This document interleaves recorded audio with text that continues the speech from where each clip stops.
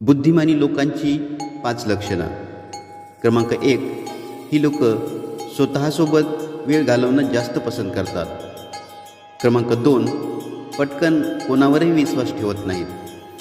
क्रमांक 3, दुसऱ्याकडून जास्त अपेक्षा ठेवत नाहीत.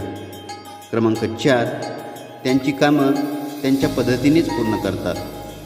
क्रमांक 5, प्रॉब्लेमवर फोकस करण्यापेक्षा सोल्युशनवर फोकस करतात. नमो बुद्धाय. कधी केला नाही गर्व, नावात कधी केला तरी देश आज म्हणतो मी बुद्धाचा चेला. बुद्धाने बुद्ध पाहे सचित्र गौतमाचे.